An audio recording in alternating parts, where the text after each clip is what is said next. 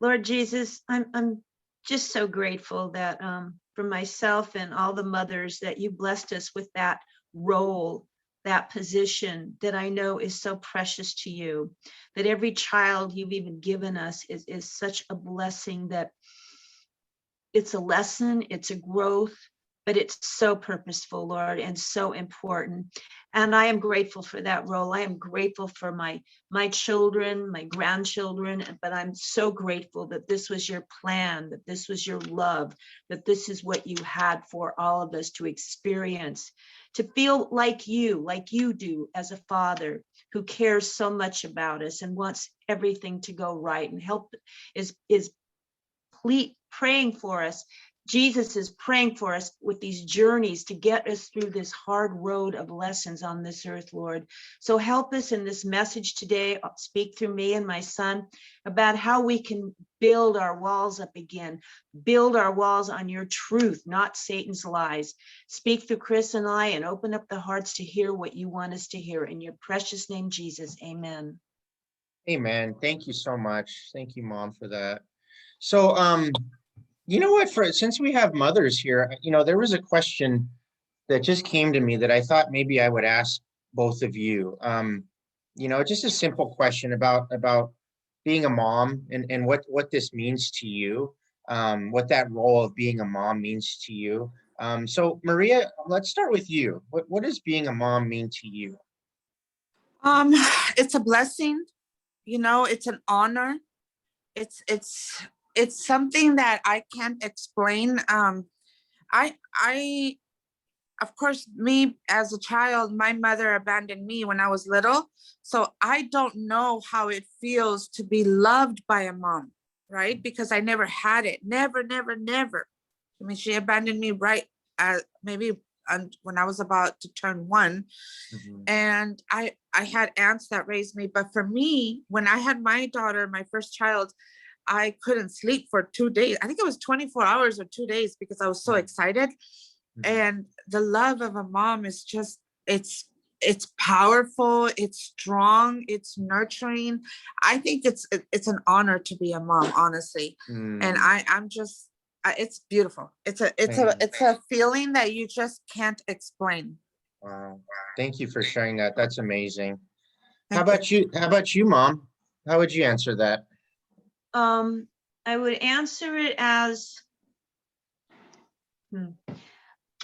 being a mom is not just what you're teaching and caring for. The Lord is allowing incredible lessons along the way as you're being a mom, and it is sacrifice. Yeah. It is not putting yourself first.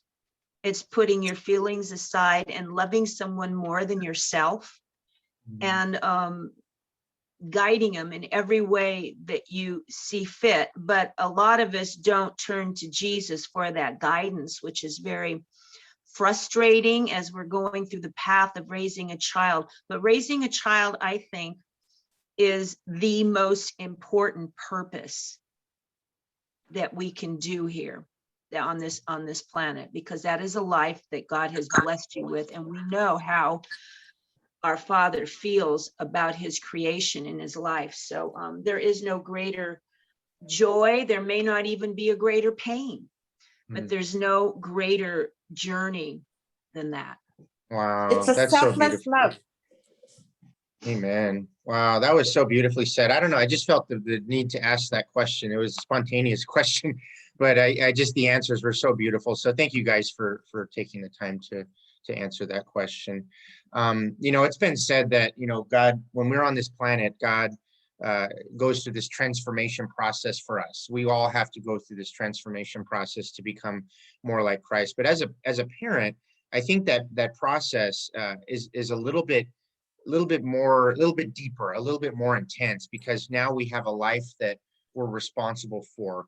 And as my mom said, there's this process that happens of really wanting to be more like Christ for somebody else. And that's kind of what it's like to be a parent, a father or a mother, is to rely on God for this very, very important role of being a parent. So So this message today, it kind of ties into it a little bit about rebuilding the lost city of your soul. Some parents have had relational dysfunction with their children, and there's a lot of pain. As my mom said, there's probably no greater pain than in that type of a relationship, if there's an estranged relationship. So we hope that this message will bring healing for some of those pains, but also at the same time recognizing and appreciating the joy of what God gives us as parents.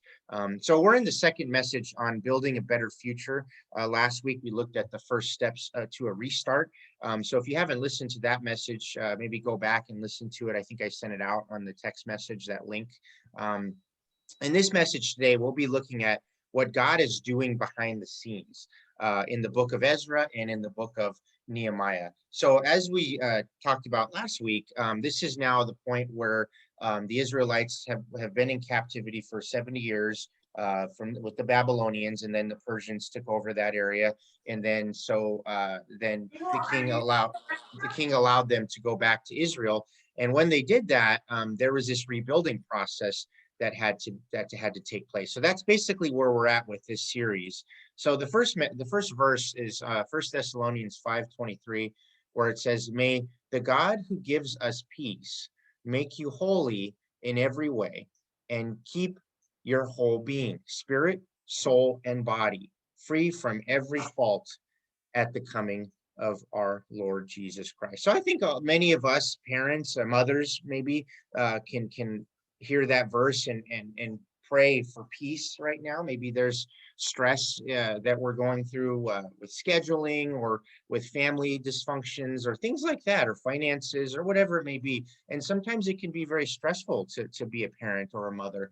But God is wanting us to give us that peace that he has for us, so that we don't have to live in stress, that we don't have to live in fear or worry about our kids or things like that, that we can really bring God in to our hearts and to our situations and our relationships. Now, this verse reveals God's heart for us and his desire for all of us. It's God's desire to bring wholeness to our entire person, as it says there. If you have your message on, circle spirit, soul, and body. He wants to bring wholeness to those areas. God wants to work from the inside out of us. He wants us to be transformed from the inside out. And in 1 Corinthians 10:11, it says, "These things happened to them as examples and were written down as warnings for us, on whom the fulfillment of the ages has come." So what are these things? It says in there, these things, and who are them? Well, he's referring to the accounts of the Old Testament. They are examples for us how to live our lives and to learn from today. So when we study Nehemiah, we must glean the eternal truths that we can apply and what warnings that we can adhere to, because clearly in the Old Testament, God was warning the Israelites, and then he had led them into captivity because they weren't listening. Now, the background is God's people were held in captivity for 70 years. Now, what caused that is they were living by the values of the world around them. They weren't living by God's value system. They were living by their own worldly value systems. They were also enslaving their fellow Israelites by not forgiving their debts. Now, God is very against that. He wants us to learn forgiveness, especially of debts, especially when we've been forgiven. He wants us to pass that on. So the Israelites weren't adhering to that. They were going against God's will for that. And so as a result, God allowed them to go into captivity to teach them a lesson. Let's look at this next verse, Jeremiah 34:17.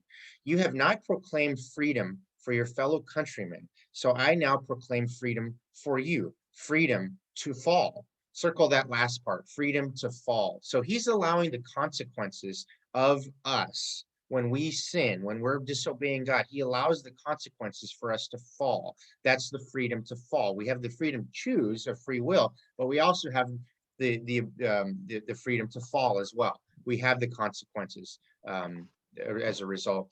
So God sent the Babylonians in to destroy the city and to take the people into captivity, just as God was warning them was about to happen. So as we are studying Ezra, which means helper, the name Ezra means helper, and we're also going to study Nehemiah, which means comforter, we know that there are historical accounts of what happened after Israel returned and rebuilt their land. but we also can look at how the Holy Spirit can work in the lives of a believer. That's the big message here that we will hope you can take away, is that this Holy Spirit, that God can, in the Holy Spirit, can bring transformation, can bring rehabilitation, can bring restoration, can bring rebuilding, can bring transformation and healing that we need in our lives, regardless of what we've gone through or what has been destroyed. Now, when we give our lives to Jesus, this Spirit is available for us to bring this new life, this new power that we've never had before. So the question is, how do we embrace that? How do we bring that in? In 1 Corinthians 3:16, it says, don't you know that you yourselves are God's temple and that God's Spirit lives in you? So when we get to the book of Nehemiah, the temple has already been built, but the city is still in ruins. And so in the same way, I guess you can look at it like this. We can commit our spirit to God and be saved, but our soul may still be broken and not at peace. Maybe we have salvation. We've committed our lives to God. We've declared Jesus as our Lord and Savior, and we have basically to get a home in heaven. But still on earth, we're still hurting. We're still broken. We don't have this peace that God wants us to experience. And like the city in Israel, our lives could be in rubble, with our relationships in broken pieces, with broken relationships and the consequences of bad decisions. Our emotions, our body has taken its toll, but God is there. He's there. He's with us right now, and he's looking to restore our soul. Now let's look at the Message translation of 1 Thessalonians chapter 5, verse 23. It says, may God himself make you holy and whole, put you together, spirit, soul, and body. Circle put you together, because that's a really powerful promise from God, that he will put us together, that he will restore us, that he will rebuild us, that he will heal us and make us whole. Now, it's one thing to have our relationship with God restored, but it's another thing to have your entire person, your spirit, soul, and body restored as well. Now, this is what we can learn from the book of Nehemiah. Let's look at this next verse in 2 Timothy chapter 1, verses 7.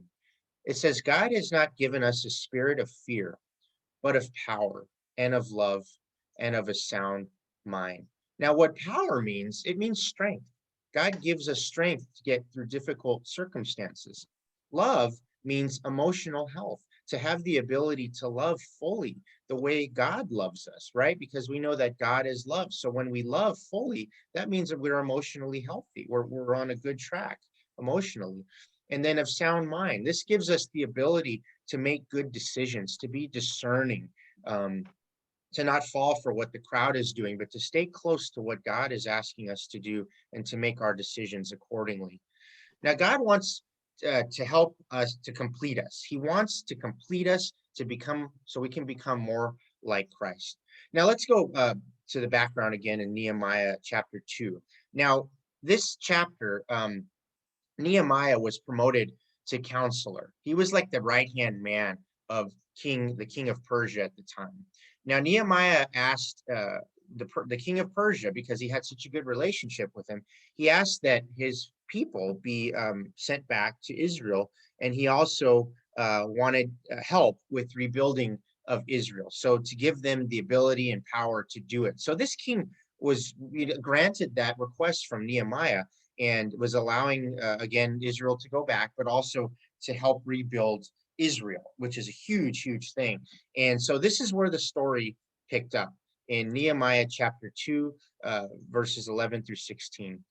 It says, I went to Jerusalem, and after staying there 3 days, I sent out by night with a few men. I had not told anyone what my God had put in my heart to do for Jerusalem. There were no mounts with me except the one I was riding on. By night, I went out through the valley gate toward the serpent well and the dung gate, examining the walls of Jerusalem, which had been broken down, and its gates, which had been destroyed by fire. So Nehemiah is talking about what he's seeing when he's going into Jerusalem, and how it's destroyed. And this is done by night. He says this a few times.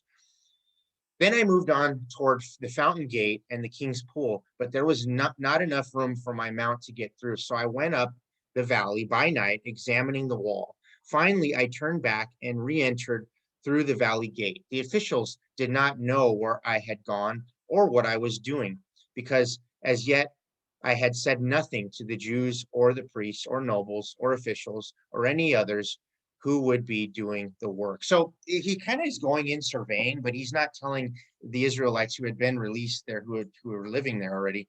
He hadn't told them what's the plan is, what he's going to be doing. But there was a big plan. There was a big rebuilding process that was about to take place, but he didn't tell them that yet. Now, 3 times in this passage, it says by night, to survey the land.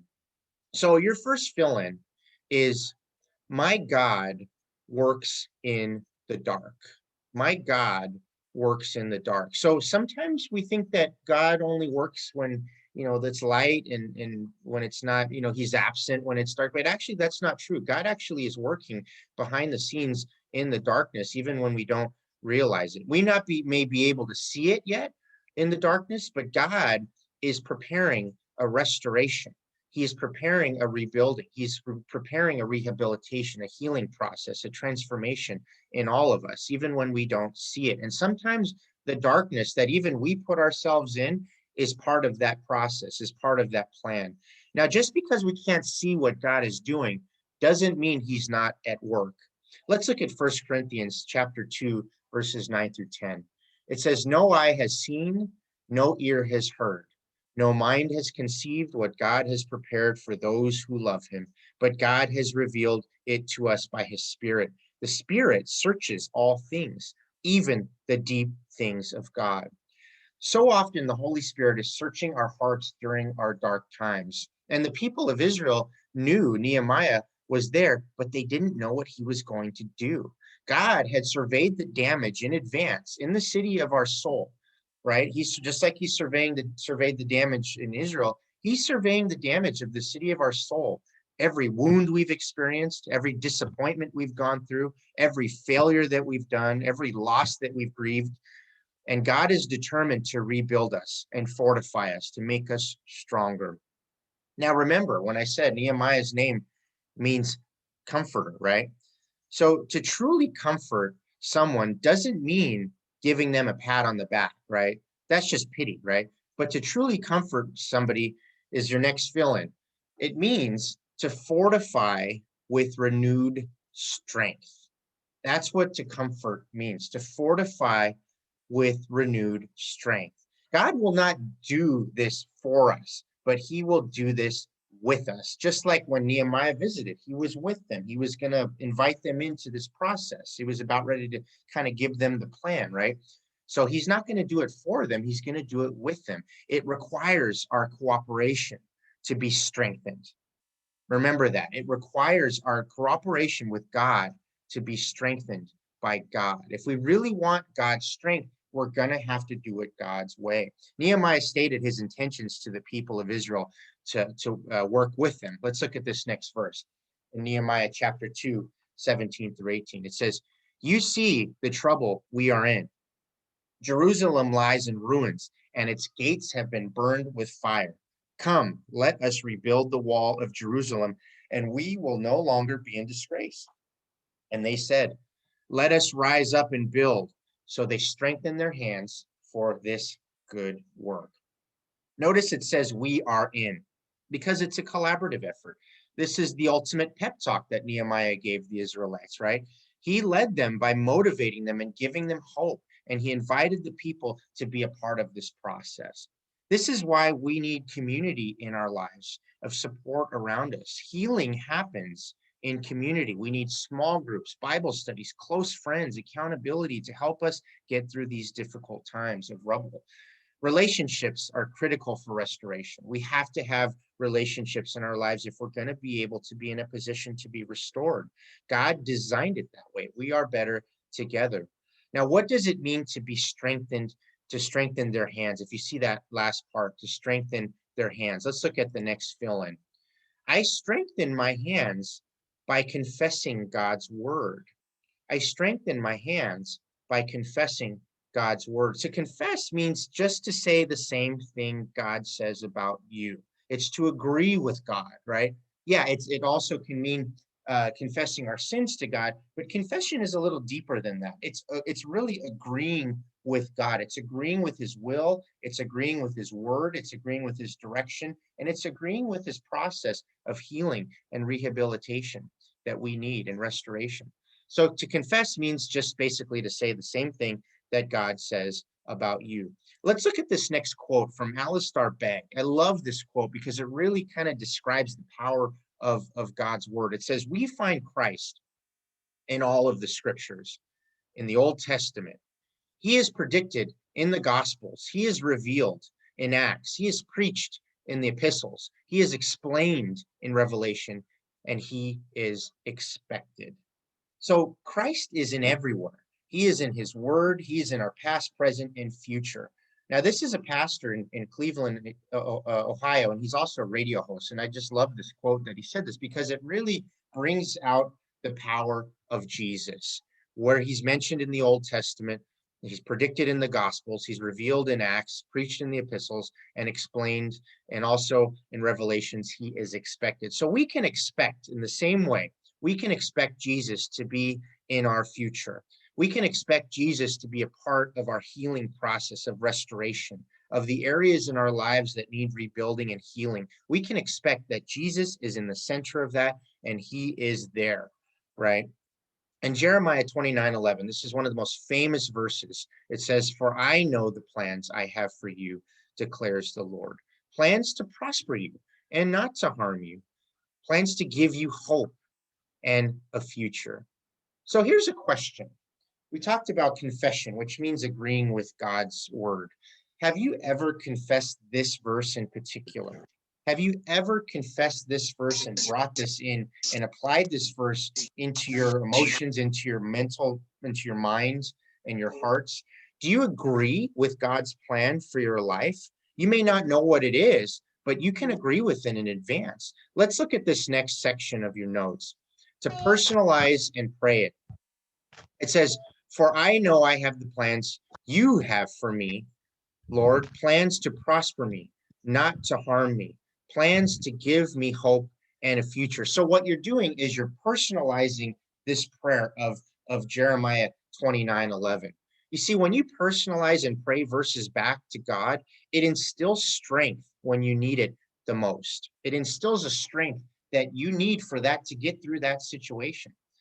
So what I want to do right now is I just want us to pray over what we've just learned and over this verse right now. So I'll show you how to. We'll do this together. Let's bow our heads. Heavenly Father, Lord, thank you for this message. Thank you for making this message personal about the restoration of our soul, of the city of our soul. Many of us right now, even us moms, have gone through, moms have gone through pain.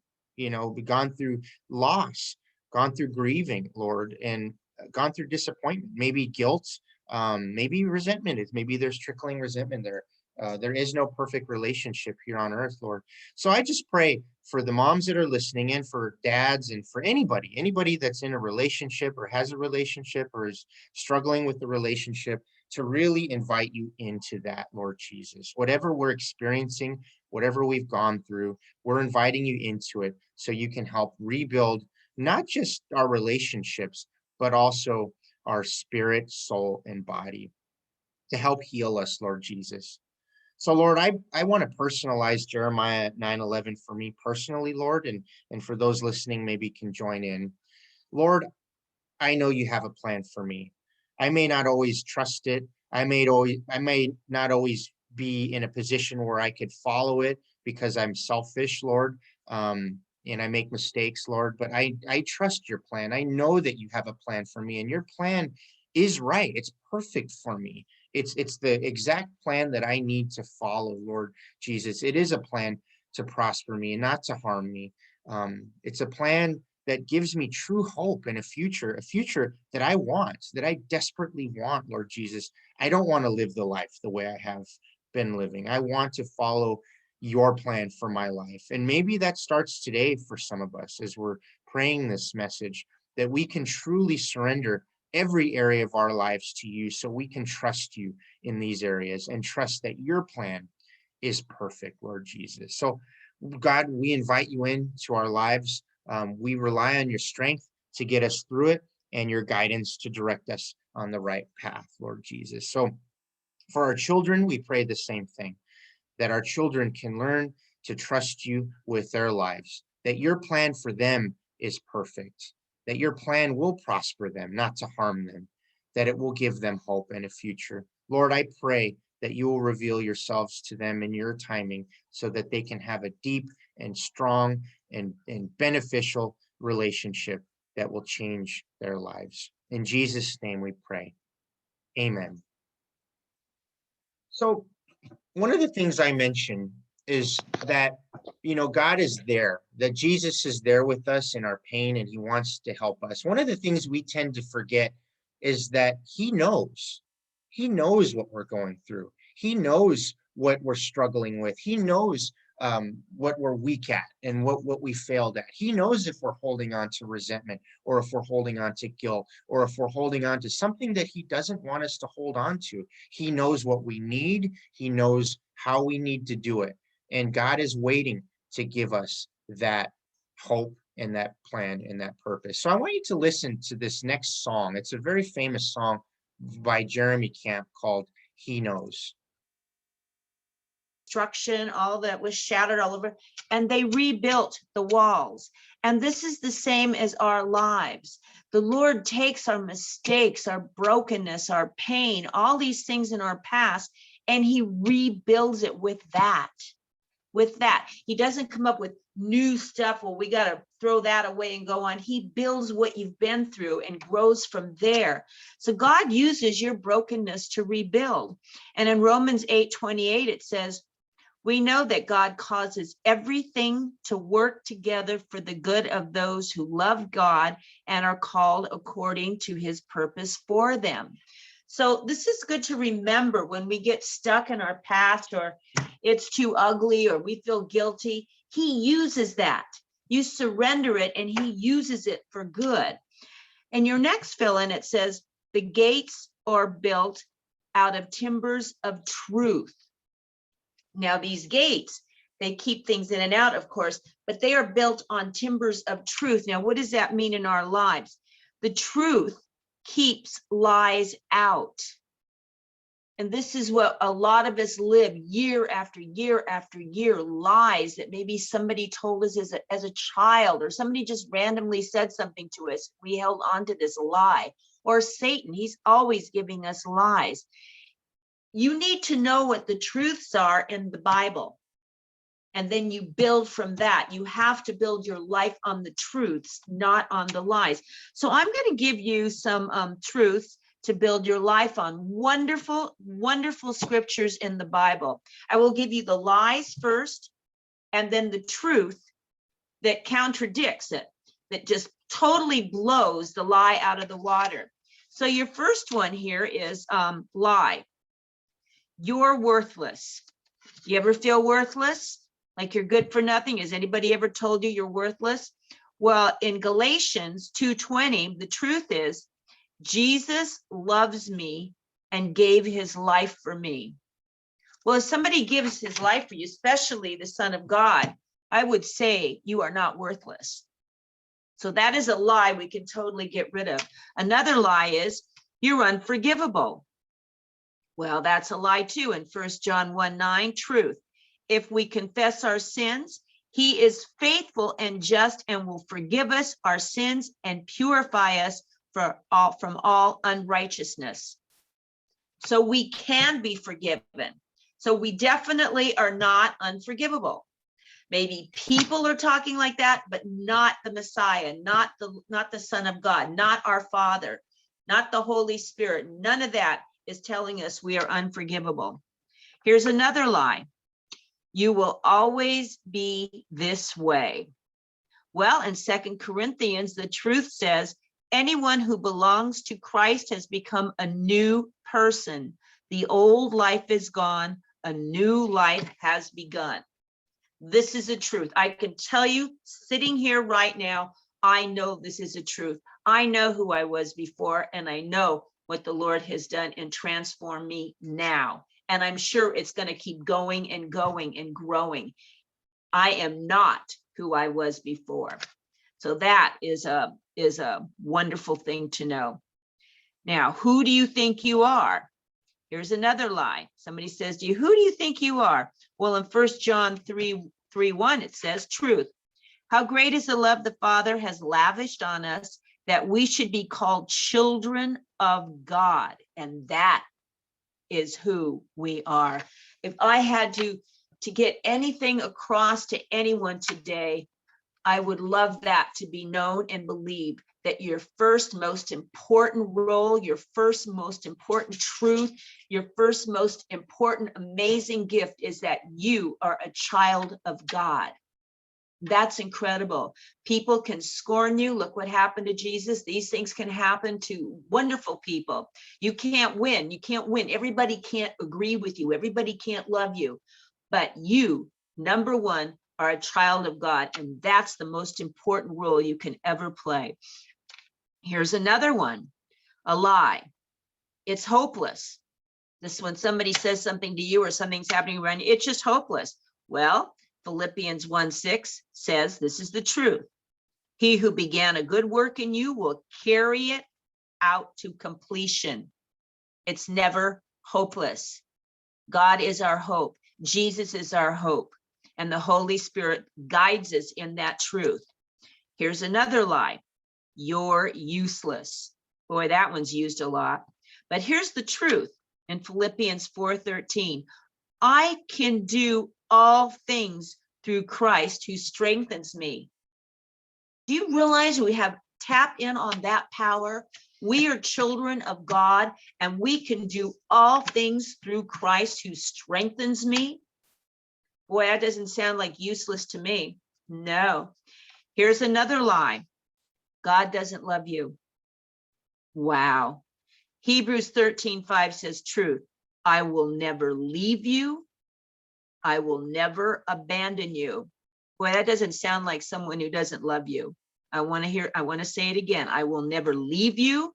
I will never abandon you. And that is the truth. Our Lord Jesus will never leave us or abandon us. Here's another lie. God doesn't care. Well, the truth is in 1 Peter 5:7, cast all your care upon him, for he cares for you. He cares for you, personally, you. And the last one I want you to say, I want you to believe this. I want you to remember this in 2 Corinthians 10:5b. Take captive every thought to make it obedient to Christ. We have to do that. We get these thoughts, and it may be coming from our own subconscious, our own past. It may be coming from Satan. It may be coming from a memory that somebody said to us, but we need to take captive of it. Take captive of those thoughts, put it right in front of you, and then come back with what the truth is. Yes, the Lord loves me. No, I'm not useless. No, I'm not worthless.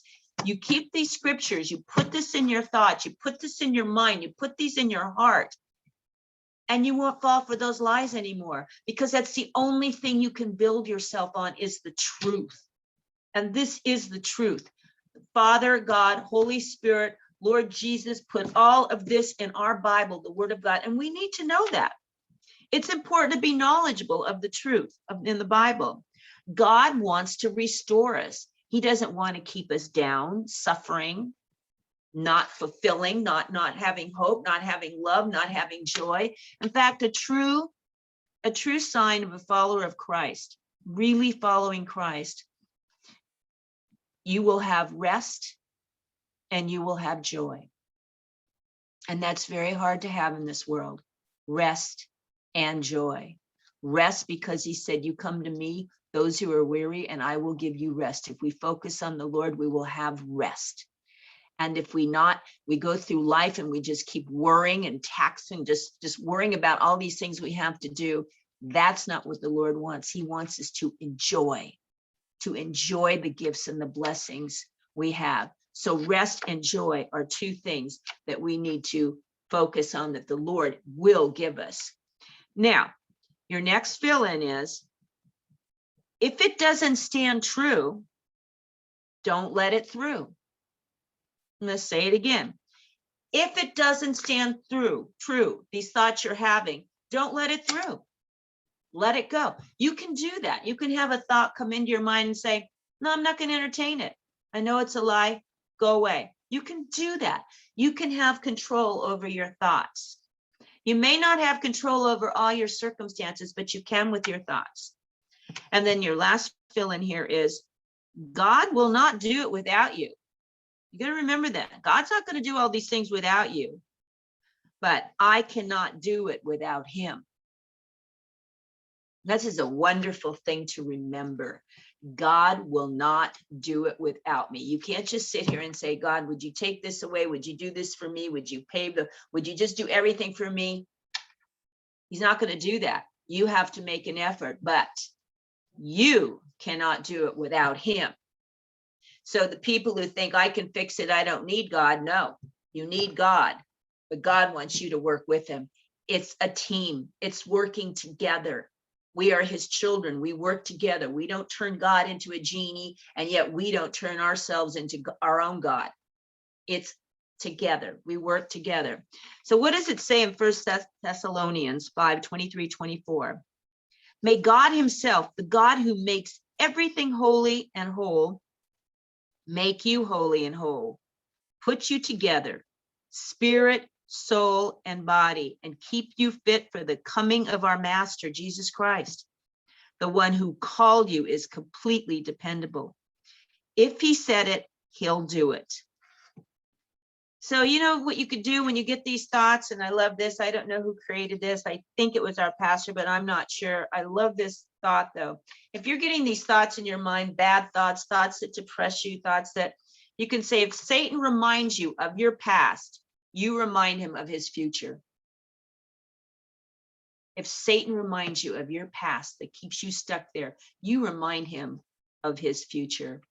Because this is what God has given you. I'll tell you what God has given you. He has given us his angels. He has given us his body of Christ. He has given us the Holy Spirit. And he has given us his word, his truth. He has given us a lot. We are not just randomly living down here with no guidance. Jesus is our shepherd, our physician, our counselor, our best friend, our redeemer, our savior. He is all of these things if we just focus on him and not the lies. All righty now. Do we have a song, Chris?